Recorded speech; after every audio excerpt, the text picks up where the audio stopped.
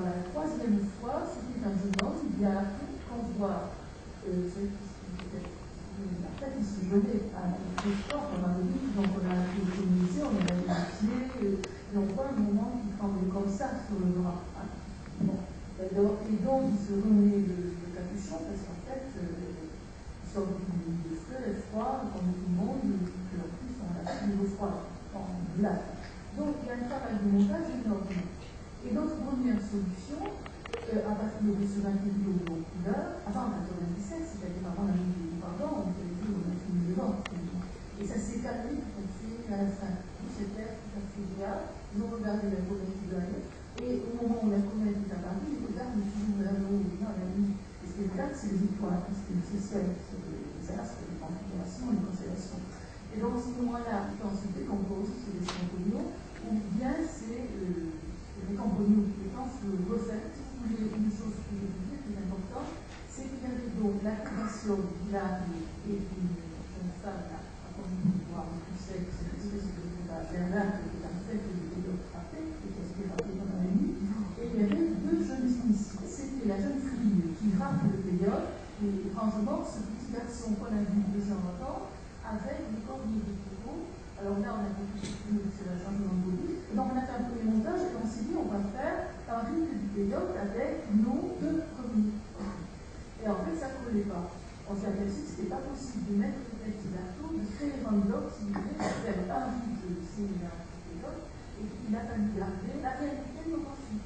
Et puis, la troisième fois, il y a eu surtout au vent. Et on était jeudi, c'était un vent glacial, comme 500 mètres, et qui vient de la neige, etc. Après une semaine, ils sont morts, et c'est une catastrophe. C'est-à-dire que lui, les sujets de l'ouverture, les gens poussés, ça finit du tout. Bon, il y a une gelée à ce moment-là. Donc on était accrochés les uns aux autres, on mourait de froid, on avait une idée que celui qu'on avait amené à la table, on a déployé ça comme des sorciers, et on fait assister une ouverture de cheville, ça peut être difficile. Et les éclairs comme ça de l'argent de l'or, c'est pas très bien, tout ça aussi. Voilà, c'est ça dans la sorcier, là, c'était dans un truc sorcier, le limité, même si on a rocher, et le vent arrivait relativement coupé par le rocher, mais c'était vraiment des conditions limites de tout le monde. Donc le sorcier, ça s'arrêtait, il était sur sa couverture, et comme on disait, on ne peut pas travailler, c'est-à-dire qu'il ne pouvait pas voir le son. Si vous ne venez pas. Et donc, il disait, le travail ne peut pas se faire. Et ça, c'est très bon, il dit, le songe, c'est un travail d'avancée. Et donc, ça suffisait, et il n'y avait pas la vigilance, la lucidité, et de voir son soin. Donc, on a gardé, si vous voulez, la structure, c'est-à-dire l'automne avec les carafes, etc., dans le premier pas de l'initiation, on a été initié, en fait, j'ai initié, si on veut, une seconde fois, et pour la première fois, on fait, si vous voulez, ça, c'est les musiques qui sont vraies, c'est-à-dire on a suivi. Donc tout ça, c'est pas pratiqué. C'est-à-dire qu'il y a un côté qui est malgré moi, je le reconnais, on ne le suit plus. C'est-à-dire qu'il y a un espèce de cinéma d'hiver, et tout d'un coup, une fois je parle, je ne sais plus, je suis comme quelqu'un qui ne sait plus. Est-ce que je parle de la canal ou est-ce que je parle de cinéma? Et il s'aperçoit à ce moment-là, il se met à chuchoter, et il montre le pédophile. Et celui dit, je dois répondre du Sibouri, mais qu'est-ce que je suis en train de faire? J'ai le Baranam qui est là à mes pieds, et tout à l'heure je t'ai montré le Sibouri il est là-bas. Et le Sibouri, il est en train d'entendre ce que je te dis. Il me demande de répondre de lui, Sibouri qui est là-bas, alors que moi je suis là, et que à mes pieds, il y a le Baranam. Donc tu me demandes de traduire Sibouri qui est là-bas, et de dire de lui quelque chose qu'il n'entend pas devant l'autre. À ce moment-là, si vous voulez, il y a quelque chose qui s'est passé absolument étrange, je vous raconte tout à fait tout. Il dit que quand un Indien d'Aramara dit, si vous voulez, il laisse la voix. Les espaces vitaux, ils en ont peur. Mais ils n'en ont pas peur, c'est parce que c'est sacré. C'est pour ça que j'ai terminé par les phrases d'Artaud qui consomment complètement avec ce qu'il a dit. C'est-à-dire, maintenant, il y a des modernes, c'était la question que vous posez, hein, les jeunes ne croient plus dans ce qu'il y a même des gens qui utilisent le pédiatre ou le pédiatre comme le plus de drogue, et tous les Tarahumara disent et m'ont dit que c'était la fin du monde. Et ils voient, donc c'est la fin de leur monde. Ça. Voilà, c'est pour ça que j'ai appelé ça le dernier chemin. Moi je pense qu'en bon ethnographe, ce qu'il doit faire maintenant, c'est ça le feedback, c'est-à-dire la projection de ce film au plan humain. Qu'est-ce qu'ils vont dire qu'ils sont ces deux gaillards qui depuis 20 ans viennent avec des appareils bizarres? Qu'est-ce que ça veut dire? Tu vois, c'est un élément, et qui pour moi est un élément que j'appelle le feedback, qui vient montrer en retour aux gens qui ont participé. Ils sont au courant de tout mon travail depuis les années où ils ont assisté. Le sorcier, le chemin m'a proposé de revenir. Et j'ai attendu 2 ans, depuis 2 ans et demi, je suis suspendue, c'est autre chose. Mais pour en venir au fond, tu vois,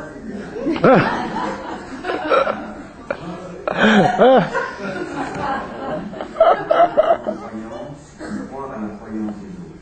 Je crois à la croyance. Tu crois que je crois à la croyance? Non, j'en rentre pas en croyance. Je veux une existence, mais ça c'est celle du temps. Et celle du montage, il faut beaucoup de temps. Par exemple, il nous a fallu 2 ans pour digérer ce qu'on a vécu. Et on ne sait pas si on l'a digéré d'ailleurs. Et quand il vous parle du souhait de cette plante, qui est un superbe période par la grosseur, etc., et qui vous dit que c'est son double, par exemple. C'est-à-dire, je lui dis, est-ce que, qui c'est ce période superbe, tu le vois, etc., est-ce qu'il parle, et qu'il dit, oui, il parle en parlera, il revient dans tes soins, oui, je veux voir dans plusieurs soins, je lui parle depuis longtemps, et c'est donc son double. J'ai fait comme tout le monde, c'est-à-dire, j'ai vécu une période comme tous les assistants. Ça fait, comment on donne une vitesse guérison, c'est-à-dire de l'alcool, pour te laver, le faire de passe, quoi. Une fois, je vois le période, du bacchanal, possiblement, et on a un petit poison. Et ensuite, tu te laves avec de l'alcool. Donc, faire de passe, quoi. Et il te dit que, par exemple, que le période, c'est aussi bien un homme qu'une femme, et c'est aussi bien un vieux qu'un jeune, un gros qu'un maigre, un beau qu'un nu. Et tu parles comme toi et moi, c'est quelqu'un comme toi et moi. Alors, il y en a plusieurs. Et lui, il a son double. Et donc là, il y a des choses qui sont très difficiles à penser. Tu vois, c'est-à-dire que plus tu t'approches, plus tu poses des questions, plus ça recule. C'est-à-dire, tu te rends, c'est que ça m'a porté, c'est que finalement, je ne comprends rien. C'est-à-dire, ça te donne une leçon, c'est-à-dire, tu te dis que tu as des outils blancs. Moi, je suis philosophe, donc je dis philosophe. Je ne suis pas anthropologue, donc je ne veux pas le devenir, ça fait partie de mon existence, on n'en est pas consciente. Et même si effectivement, il y a un moment où on fait un chemin de terrain qui est démographique. D'abord, c'est le fait que j'aime ces gens, et ça, je le savais avant, si je dis ce que j'avais pu voir, ça m'a donné une dimension politique. C'est-à-dire que quand je viens en France et que j'envoie un journal, et que j'avais. Bon, tout à coup, je vois tout à fait autrement, et que les questions que je me pose ne sont pas tellement des questions de période, etc., et que c'est des questions d'éthique et de politique. C'est-à-dire, je vois aussi que ce peuple est en train de crever, et que personne ne dit rien, et qu'ils ont la hauteur de s'éloigner dans le silence, de se retirer, et de continuer leur rite obstinément, mais c'est-à-dire, ils mourront en ensemble. C'est leur forme de résistance politique. Ils ont à une société blanche qui ne les intéresse pas du tout. Voilà, moi, ce que ça rapporte, c'est ça. C'est-à-dire que j'ai l'impression que j'ai, comme dirait Artaud, je commence à peine à changer de plan. C'est-à-dire perdre le sens du corps, de la subjectivité, de la conscience blanche. Moi, je pense que ça résume ce que tu as dit dans le texte que tu as cité de Hegel. Si tu veux entrer dans les profondeurs de la physique, fais-toi initier au mystère de la poésie. Tu es le début. Au début. Et c'est là le côté étonnant. Je ne sais pas si vous l'avez vu. Il y a beaucoup de choses là-dedans qui ne sont pas encore explicables et qu'elle ne pourra résoudre, elle et son mari, en retournant là-bas et dans 10 ans. Dans 10 ans, c'est ça le feedback. L'opération de partager avec les autres une connaissance sur un système étudié par un merveilleux poète qui était Artaud. Bon, lui est allé jusqu'au bout. Et ça s'est terminé dans un hôpital psychiatrique, Tréma, quand il est rentré. Donc, c'est ayant, si vous voulez, étant rentré dans le jeu de ces hallucinogènes dont on ne connaît pas très bien la puissance. C'est quelque chose, évidemment, assez terrifiante. Donc, pour moi, c'est un chemin dramatique dans lequel tu es. On passe sur notre plan de pensée, notre façon de voir, de sentir, et notre façon de penser blanche, disons, et la mienne en tant que philosophe, ça, heureusement qu'il y a Artaud, qu'il y a des gens comme Michaud, qu'il y a Il y a des gens comme Deleuze qui ont pensé à ça. Bon, je veux dire, mais ça, ce sont mes outils, mais n'importe qui a les siens. Il faut être prudent. Moi, si vous voulez, je suis dans la position du petit garçon. Le petit garçon de la fin qui regarde l'arbre jaune. Mais finalement, qui c'est qui peut initier un enfant? Est-ce qu'à 20 ans, cet enfant continuera le chemin? Et la jeune fille, vous voyez, qui prend le vélo, ce sont les deux initiés. Et puis, initiation en guérison, c'est pas la même chose. Ce sont deux choses complètement à part. La philo, c'est un outil. Et le cinéma, c'est une arme. C'est un truc de guerrier. Moi, je dis simplement, c'est un film à suivre. Donc, vous donne rendez-vous dans 10 ans.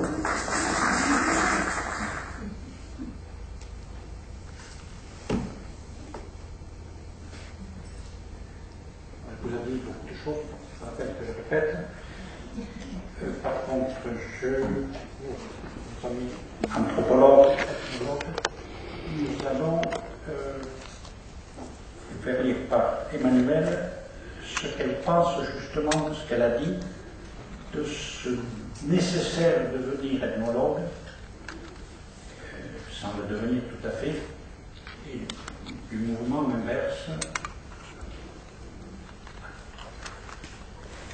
L'anthropologue entre dans un devenir cinéaste. L'ethnographie est alors l'affirmation de la puissance des signes, hors commentaire ethnologique. En ce sens, il est vrai, notre trajet fut inverse. C'est d'abord en tant que cinéaste, dans un projet singulier, entre littérature et cinéma et ethnologie, aller sur les traces du voyage qu'Antonin Artaud fit en 1936 au Mexique, au pays des Tarahumara, que nous sommes entrés, comme malgré nous, à travers une recherche de plus de 20 années dans un devenir ethnographe. Il y aurait donc une sorte de va-et-vient, un double chemin entre deux processus, devenir cinéaste, de l'ethnologue, devenir ethnographe, du cinéaste. On va aller un peu plus vite parce qu'on est un peu tard. Tu vas tout de suite lire la question du scénario ethnographique. Je ne sais pas si vous avez réfléchi à la question. Comment peut-on écrire un scénario d'un film dont on n'a pas encore vu les images, on ne sait pas exactement ce qu'on va trouver.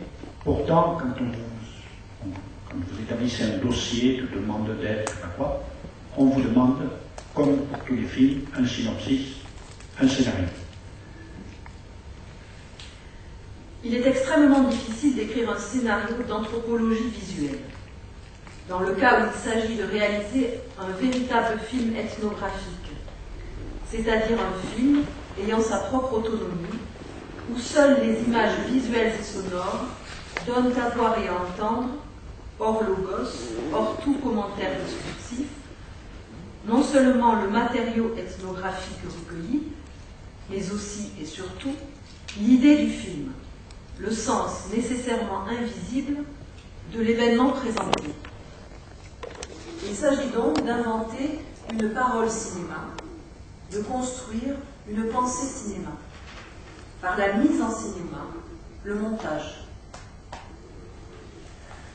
Voilà, donc nous en arrivons à la fêlure du temps, c'est-à-dire nos 3 derniers voyages.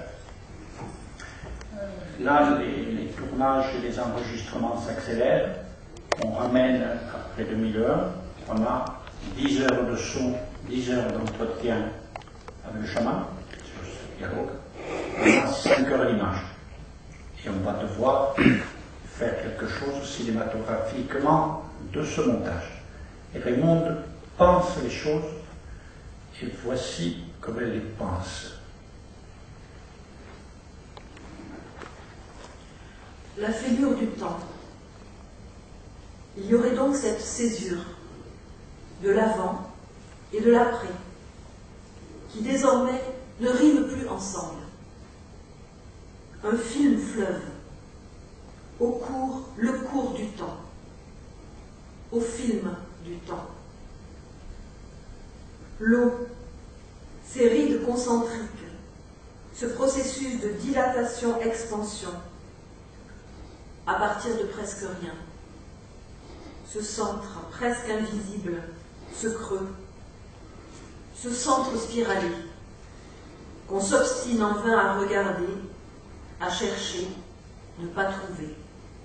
Sinon dans ses effets, ces rites de l'eau, matériels, invisibles. Ce point d'impact, ce caillou, petit caillou de rien du tout, jeté, venu du dehors, l'enfant impatient. Ou venu du dedans, à plus profond de l'eau, aspiration, courant, et à la surface de l'eau, le vent. Donc, nous avons monté la figure du temps. Dans l'après-coup, je suis allé me demander, dans la présentation du film, pour être capable de répondre à quelqu'un qui m'a posé la question, ce qui n'est jamais arrivé, qu'est-ce que c'est donc la figure du temps? Et je m'étais préparé à des réponses. J'en ai trouvé à 3 niveaux. Raymond vient de vous en donner une. Elle l'a emprunté, c'est évident, à Hölderlin. Vous allez voir sur 3 minutes la version Artaud. C'est pas la peine que je vous la dise, puisque Jean Rouch l'a dit, et si bien. Et vous verrez le trouble de Severico dans ce que Raymond vous a décrit.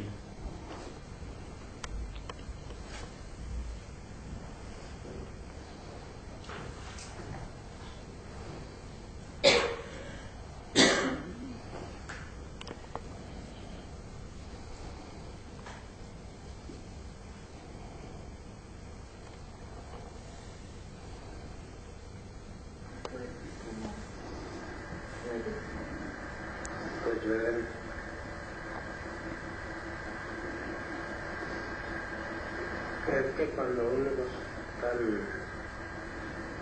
que estamos hablando bacano o hículi ¿cuál es?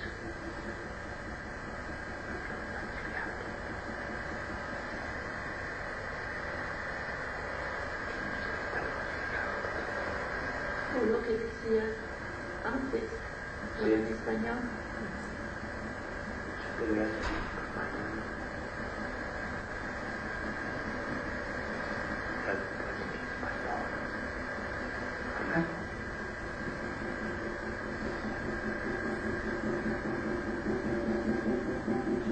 Nous sommes découragés.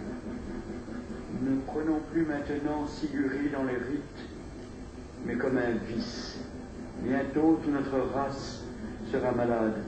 Le temps est devenu trop vieux pour l'être. Il ne peut plus nous supporter. Que faire? Qu'allons-nous devenir? Déjà les nôtres n'aiment plus Dieu. Moi, qui suis prêtre, je n'ai pas pu ne pas le sentir. Tu m'en vois tout désespéré. Les choses ne sont pas telles que nous les voyons et que nous les ressentons la plupart du temps, mais telles que Siguri nous les enseigne. Elles sont prises par le mal, le mauvais esprit, depuis les temps, et sans Siguri, il n'est pas possible à l'homme de revenir à la vérité. Au commencement, elles étaient vraies, mais plus nous vieillissons, plus elles deviennent fausses, parce que plus le mal s'y met. Le monde au début était tout à fait réel. Il sonnait dans le cœur humain et avec lui. Maintenant, le cœur n'y est plus, l'âme non plus, parce que Dieu s'en est retiré. Voir les choses, c'était voir l'infini. Maintenant, quand je regarde la lumière, j'ai du mal à penser à Dieu. Pourtant, c'est lui, Siguri, qui a tout fait. Mais le mal est dans toutes les choses. Et moi, homme, je ne peux plus me sentir pur. Il y a en moi quelque chose d'affreux qui monte et qui ne vient pas de moi, mais des ténèbres que j'ai en moi. Là où l'âme de l'homme ne sait pas où le je commence et où il finit.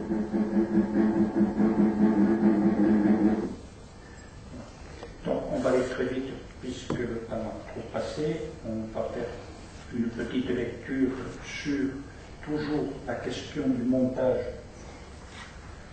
que Raymond formule, et je vous demande de prêter attention à ce que j'appelle son écriture verticale. C'est vraiment. Il nous faudra du temps pour terminer ce film fleuve. Le travail le plus difficile, actuellement, c'est d'ajuster le texte, l'image. L'idéal, ce serait ce mur de pierres sèches, entièrement fait à la main. Es pura mano, qui sans le moindre liant, pas même de la boue, tient debout tout seul. Alors, on va terminer un peu. Je jure sur vous que Nicole ne m'a pas forcé à vous présenter ce qui va suivre. Plutôt le contraire, j'ai dû batailler pour obtenir d'elle la permission de voir les 7 minutes qui vont suivre. Sa déontologie peut s'imposer, c'est moi qui ai voulu, qui ai fait les colères.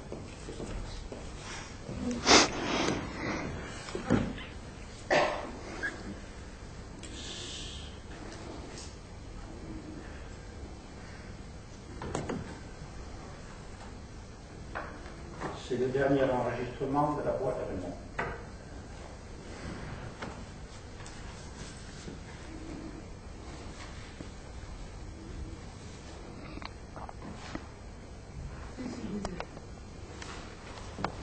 Filmer ce désert. Pour Nicole Brunet. Le paysage pourrait être de sable. Ce désert-là est de roc. Rochers, dolmens, menhirs, sculptures de géants, draperies de grottes béantes, baroques, poussière noire. La forêt par milliers d'hectares, vers l'ouest a brûlé. Poussière grise, l'eau a trop ruisselé, raviné.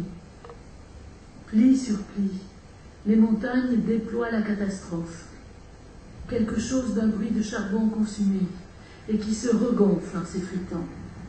Comme 100 000 forêts carbonisées rendent leur âme en vous accusant. Là, pourtant, les arbres chantent et parlent pour vous, vous seuls. Vous reconnaîtrez votre arbre, ce murmure du vent et de l'arbre. La neige, au couchant des plateaux, irradie sa lumière rose, matière même, cristalline, fractale des rochers. Vous n'avez jamais vu cela, cette vision ordinaire. Neige et soleil y suffisent, dira le chaman. Là, le pas des hommes, depuis des temps anciens, a tracé à même le plateau les chemins coutumiers, pistes d'extraterrestres, Dieu messager. Vous reconnaîtrez ce paysage. Il est devenu votre lieu. Celui seul où vous pouvez marcher, sans fin, sans autre but que cette musique, musique silence. Vous marcherez avec le chaman vers la danse du peyote, le rythme du sigouri, Hikouli, selon la parole, hors écriture, des Tarahumara. Il n'y aura que des signes, du vent, du soleil, des grottes, mais juste au moment venu, l'atmosphère, cette somme suffisante de bleuté, cette victoire de Cézanne, où les montagnes, pli selon pli, déroulent leurs lignes fluides, océaniques. Vous rencontrerez Artaud, inéluctablement, il est allé. Le poudroiement de la lumière en échelon, dans les perspectives jamais terminées des sommets, les uns par-dessus les autres, toujours plus loin, dans un recul inimaginable. Vous y êtes, vous devenez nomades, indiens, indiennes, vous subissez la fascination du désert, ces hauts plateaux, disposés à l'horizon, selon ces lignes d'atmosphère, plus loin, toujours plus loin, sans fin, vagues à l'infini, sans autre matière interstitielle que cette montée, une somme suffisante de bleuté. Vous devenez indien, indienne, en marchant, seulement en marchant, parlant, dialoguant avec cet autre, jusqu'à frôler cette limite sans frontières, où bientôt presque s'efface et bascule cette fragile séparation.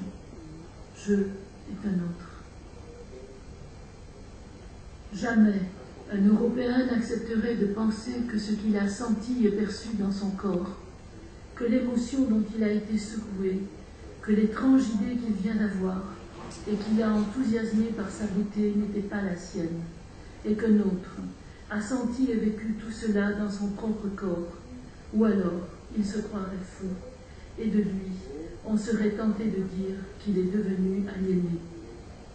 Le Tarahumara, au contraire, distingue systématiquement entre ce qui est de lui et de l'autre, dans tout ce qu'il pense, sent et produit.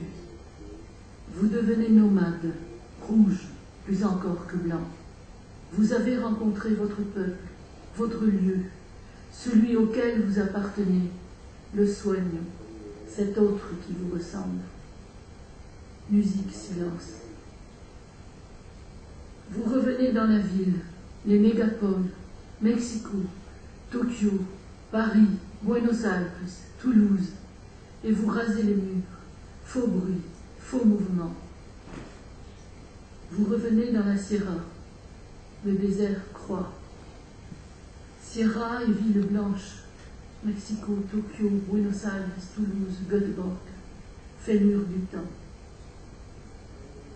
Les Tarahumara s'effacent, d'eux-mêmes, tout s'effacera.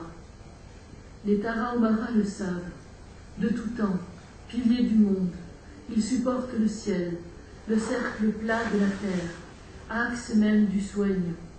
Les dieux l'ont dit, avant le commencement et la fin du monde, tout disparaîtra, tout renaîtra autrement. À cette limite s'éteint el poder del sueño, así es. No hay otro camino. C'est ainsi, n'est-ce pas? Il n'y a pas d'autre chemin. Raymond Carrasco, août 2005.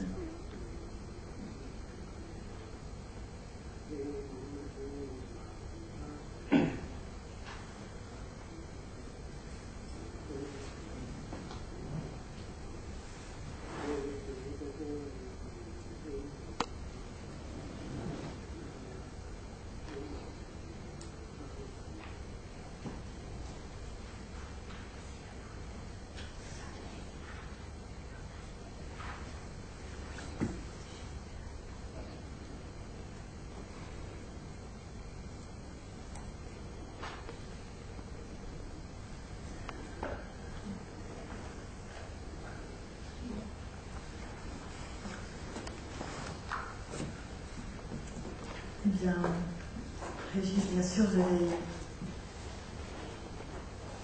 à dire, je savais qu'à la fin, j'aurais à dire que tu es aussi, et désormais, archiviste, mémorialiste, réalisateur, au sens français de la politique des auteurs, bien sûr, puisque désormais tu réalises de nombreux films, des portraits de Raymond, souvent, que peut-être nous aurons un jour la chance de voir. Et aujourd'hui, donc, te voici conférencier et ô combien magistral. Donc, je crois qu'on te remercie beaucoup. Nous avons très peu de temps finalement pour l'échange avec Katrina et Monique, et puis avec ceux des spectateurs qui voudront bien s'exprimer. Et donc, je donne la parole à Katrina.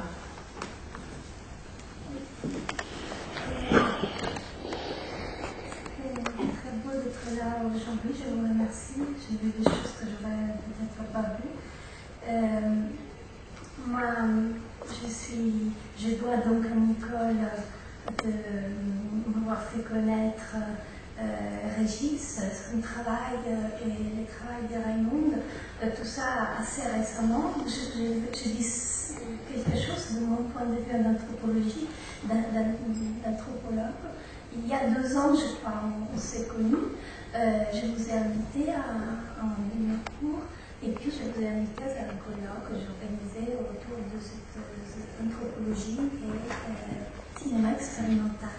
Mais pour moi, c'était une énorme découverte émotionnelle parce que à ce moment-là, moi, je travaillais sur la marche. Je faisais un cours finalement qui commençait à être centré sur cette histoire des marches.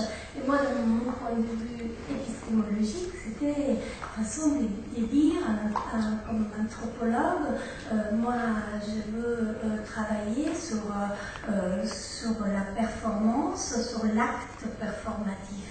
Et donc j'allais voir tout ce que les artistes avaient à nous dire. Et notamment, j'étais en train de travailler sur l'artiste anglais Long, et donc sur les écrits de Long, sur les écrits, sur cette démarche, sur l'importance de faire des œuvres au moment où on marche. Et c'est un mouvement qui commence dans les années 70,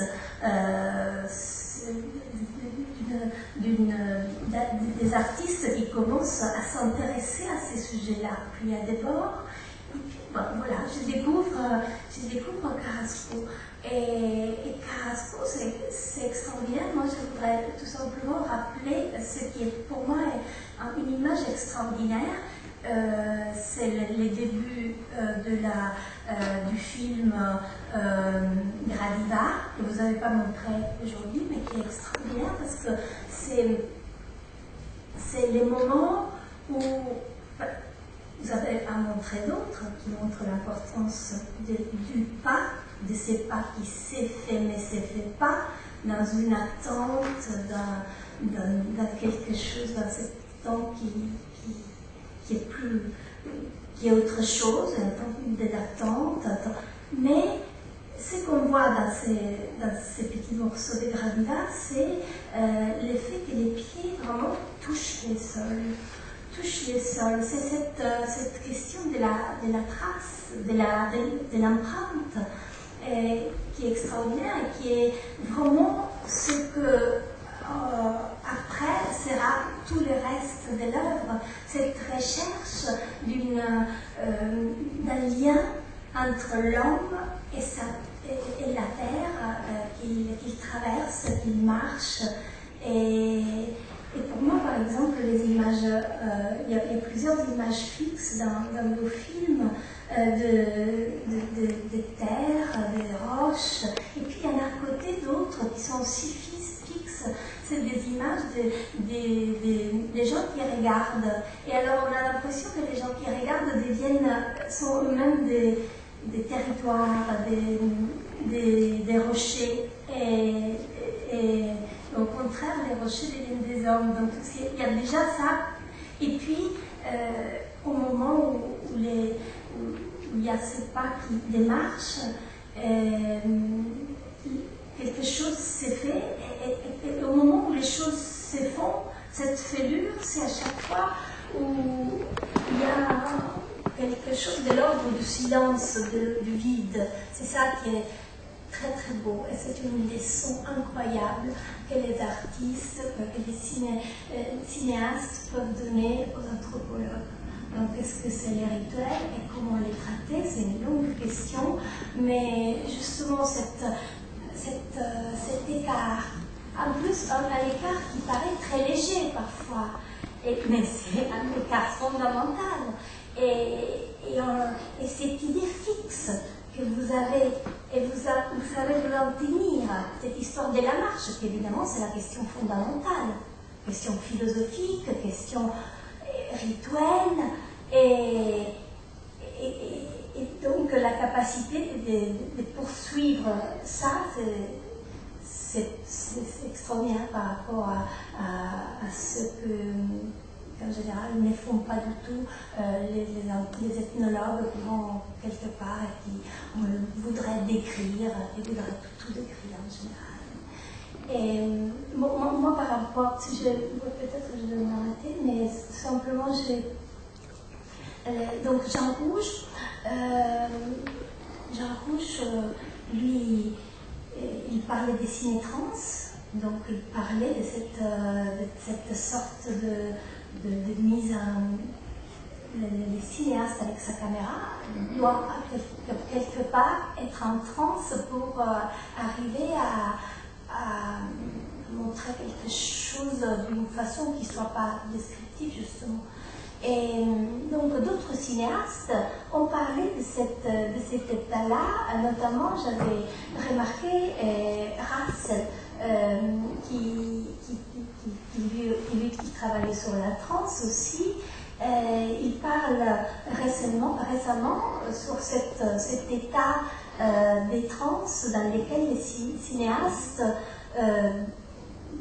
devraient pouvoir se mettre pour une transe qui ne serait pas une sorte de métaphore. Ça serait quelque chose qui advient vraiment.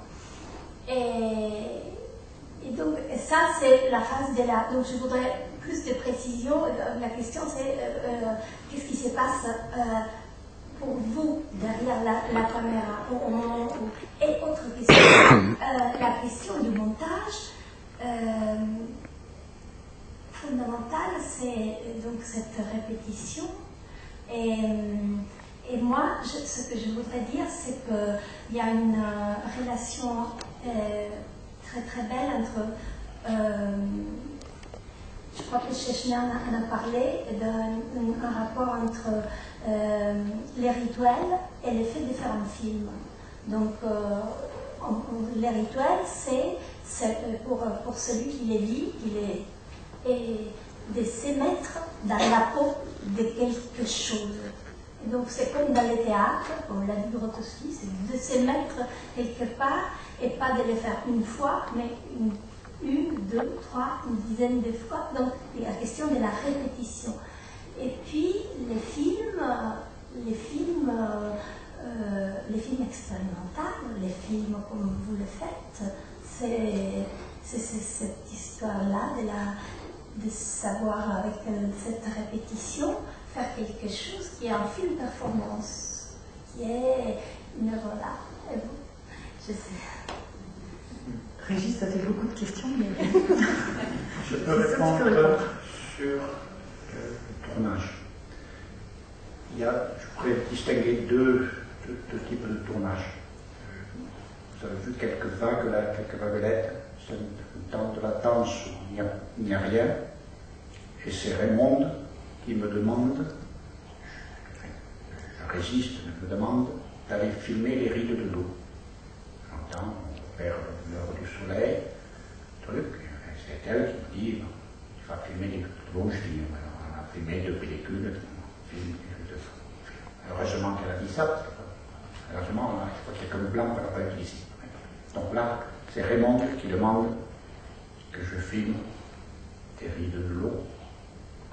Je m'applique, j'ai le temps de faire le cadre, de lui demander de regarder si sur le pied, etc. Tout ça, il y a un petit peu de plan comme ça, on a le temps, on travaille, tout le temps de faire le cadre, tout fait. Et puis, il y a autre chose qui est le filmage dans un rythme. Et là, je ne peux plus demander à Raymond de regarder la caméra, parce que sinon je loupe ce qui se passe. Et donc, par contre, ce que je peux vous dire, c'est qu'il y a conscience du montage à venir. Ça veut dire que quand je tourne un plan, je vois ce que je fais, et je me demande à ce moment-là avec quel plan il va être monté. Si je change, je vais changer de focal ou changer de plan, et je me demande, en gros ça s'appelle faire du montage ou tournage, c'est-à-dire que je me demande comment ces plans vont pouvoir s'enchaîner au montage. Et ça reste, je vais vous le montrer là, sur un des documents que je vous ai montré, il y a écrit de temps en temps pour les monteuses négatives, ne détachez pas les plans, ces trois plans, enfin, on a pris un code, ne détachez pas ça parce que ils sont déjà montés. Donc ça nous arrive dans les phases rituelles. J'ai monté au tournage 3 plans, 4 plans, avec le souci de ça. L'autre réponse que je peux faire en tant qu'opérateur, c'est qu'on a le privilège, avant Raymond, on se trouve au bon endroit, pour savoir si le plan est consistant. Ça veut dire qu'on a conscience d'avoir ou non pris quelque chose. Ça, je peux le dire à Raymond immédiatement, c'est-à-dire lui dire j'ai tourné un plan, au sens einsteinien, vous voulez, c'est-à-dire au Dardien, c'est un plan qui mérite le nom de plan, c'est-à-dire il aura un nom, il a un début, il a une fin, il a capté quelque chose. Ça, on en a conscience en tournant. Et c'est précieux parce que Raymond, elle verra ce que j'ai tourné un mois après, quand on sera revenu en France, qu'on aura fait développer la pellicule et avoir la copie de travail. Donc ça, c'est quelque chose mais qui est inhérent à notre façon de travailler. Voilà.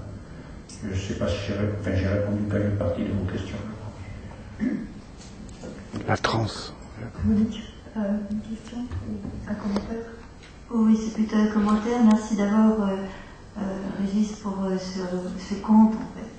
Et je voudrais dire à tous ici que quand les personnes qui ont la chance de pouvoir rencontrer Régis chez lui, dans le petit appartement qui est là, derrière, du côté des Halles, où il y a toujours plein de photos de Raymond et où il y a aussi le portrait de Raymond avec beaucoup de fleurs tout autour.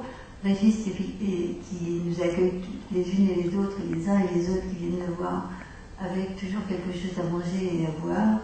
Et toujours le côté très huissier, n'est-ce pas? C'est celui qui nous apporte aussi cela et qui commence à parler et les heures passent, n'est-ce pas, Régis, les heures passent, la nuit tombe et on écoute toujours cette voix qui nous raconte quelque chose de l'ordre d'un autre monde.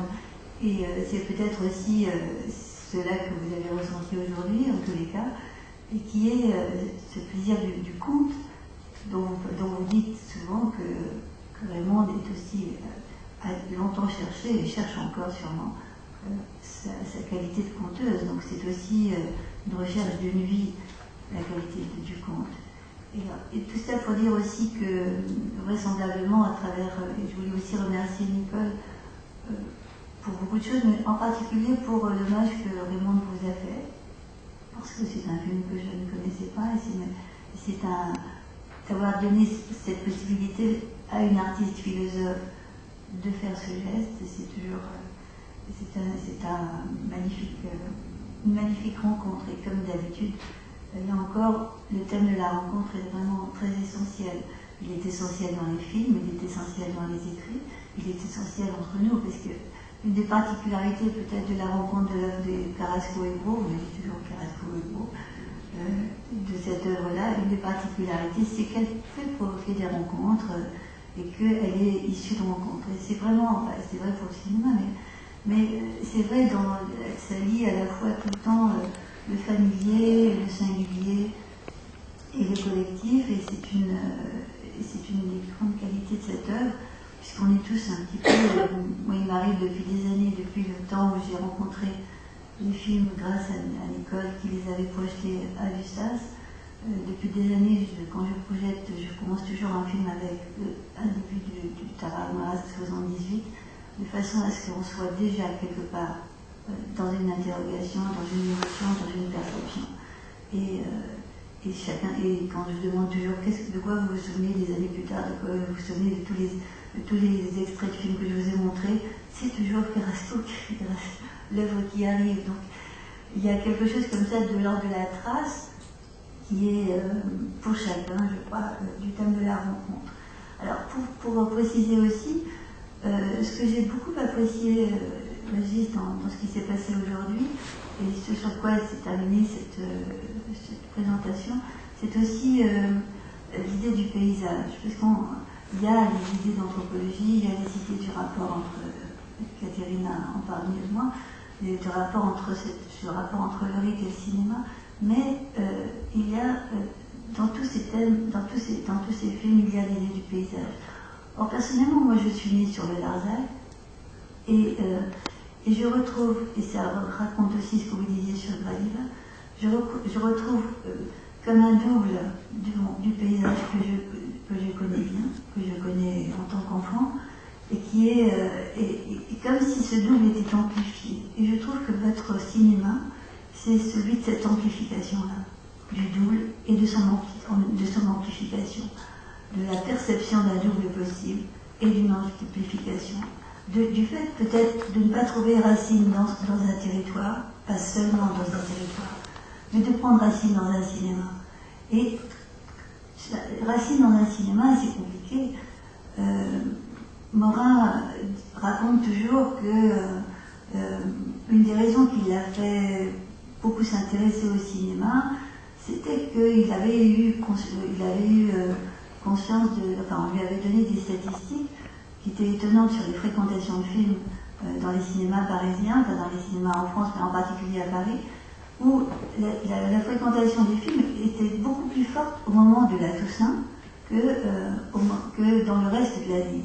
Et il s'est posé cette question, lui qui venait d'écrire L'homme et la mort, et ça a été un moment très déclencheur pour lui de s'interroger sur le cinéma, non seulement dans ce rapport à la mort, mais dans cette capacité que pourrait avoir le cinéma de nous faire entendre, percevoir des racines anthropologiques, nos racines anthropologiques, celles où on est des humains, et que l'on a peu l'habitude, qu'on a en grande partie oublié, et qu'en fait la possibilité d'être spectateur d'un film, c'est-à-dire percepteur de percevoir un plan dans son exigence et dans sa dénomination, comme vous avez si bien dit, eh bien c'est la possibilité aussi pour nous d'avoir accès à notre humanité.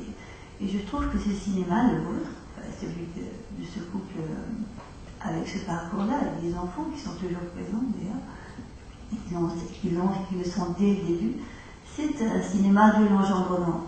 Et un cinéma de l'engendrement très familier, puisque ce sont vos filles, vous faites en famille, vous allez en couple, etc. Et vous faites des films ensemble, vous les projetez devant des étudiants, vous avez une vie aussi de transmission. Donc c'est bien un engendrement dans ce qu'il a de plus commun du terme, mais c'est un cinéma d'engendrement dans le sens où, précisément, nous, en tant que spectateurs, on peut apercevoir, dans le sens, pas visionnaire, on n'a pas accès, nous aussi, oui, mais on sait, et on en entend un écho. Et cet écho-là, eh bien, c'est à vous qu'on le voit.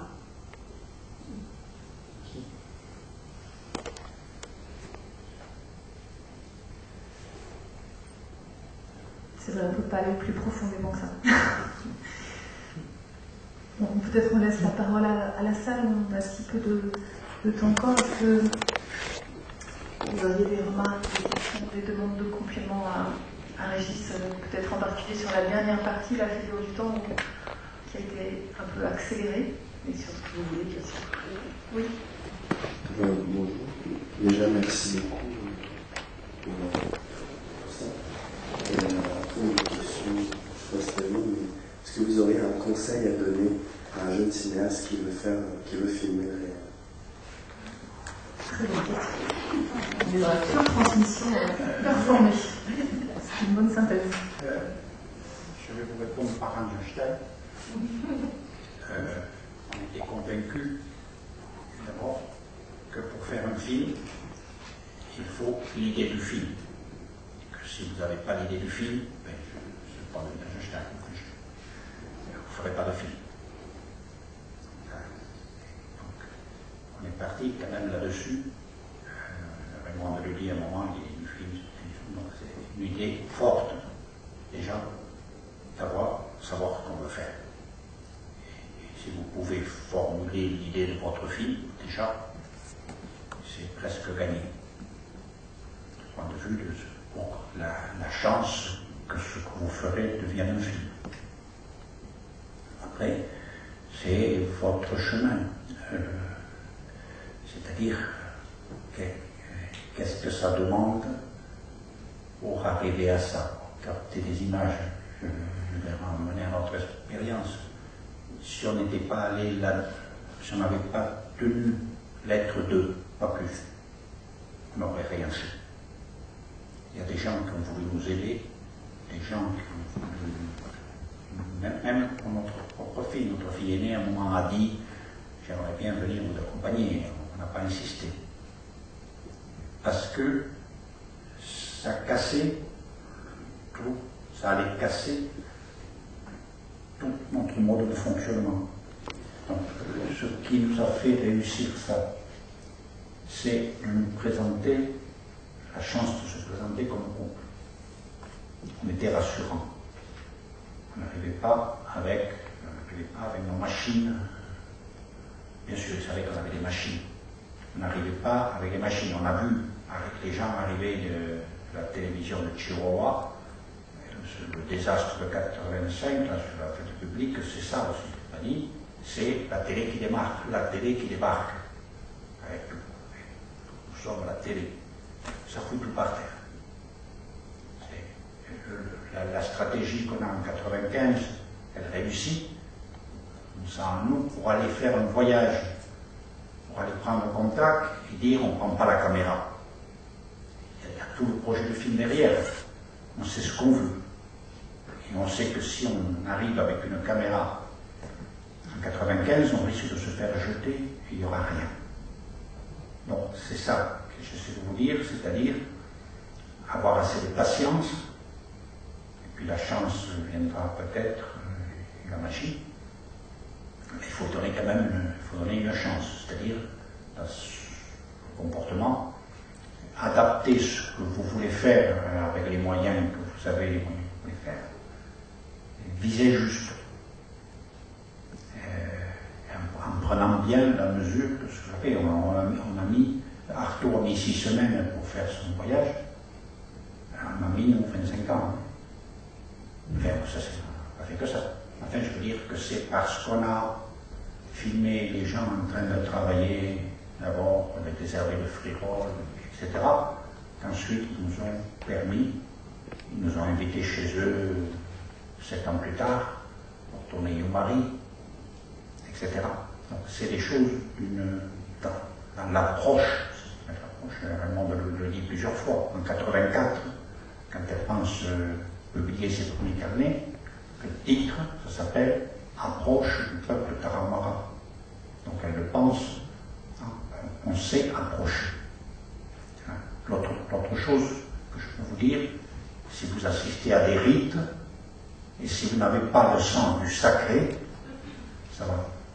Vous n'avez pas besoin de, ou je le dis, vous n'avez pas besoin de croire à ce qui se passe. Sauf que si vous allez filmer du sacré, il vaut mieux avoir le sens cinématographique du sacré. Ça veut dire, personnellement, par exemple, l'air de danse, l'air de toujours les Tarahumara, ils tracent une aire pour faire un rite. Un rite de danse, le Tuturi ou Yumari, c'est un rectangle plus ou moins grand, qui est à la dimension des gens qui vont y danser, le désert. Donc il prépare le terrain, il crée un rite, il crée un lieu, puis ils vont danser dessus. Ben, moi, jamais je rentre dans le rectangle de la caméra. Peut-être, heureusement, ou si je le fais, c'est tout avant que tout ait commencé, j'ai filmé les espèces d'êtres avec des voiles blancs, là, on ne sait pas, ces images de l'humain qui sont là-dessus, avant que ça commence. Et on nous l'a bien dit après, c'est encore plus sur le cercle du Siguri, il y a un cercle qui est tracé. Au début, on peut y aller, on fait du feu, on peut s'y chauffer, et puis l'assistant arrive et il commence à déposer des offrandes sur les bâtons qu'il a dressés et il commence à enterrer le Siguri. Et à partir de ce moment-là, le cercle est sacré. On a dit à Raymond à un moment donné, le frère du chaman qui était un peu mon truc, en gros, il a dit, tu choisis maintenant que tu es dedans ou que dehors. À partir de maintenant, au début de la nuit, qu'est-ce que tu fais? Où tu te situes? Et pour moi, il y a où je me situe. Et je répète souvent que je suis un être hermaphrodite, parce qu'il y a des femmes, des hommes, le feu, le truc. Moi, avec ma caméra, je tourne autour, mais je rentre jamais dans le cercle. C'est sacrilège. Et je fous tout par terre. Je foutrais tout par terre. Donc il y a ce sens qui nous a permis, et ils le savent, ils le sentent. C'est-à-dire que je ne fais pas, je ne me force pas, mais en fait, je respecte, cinématographiquement parlant, le rythme. Et ça, ils le sentent très vite et très bien, même au milieu de l'hospice. Ils savent très bien, ils le savent bien.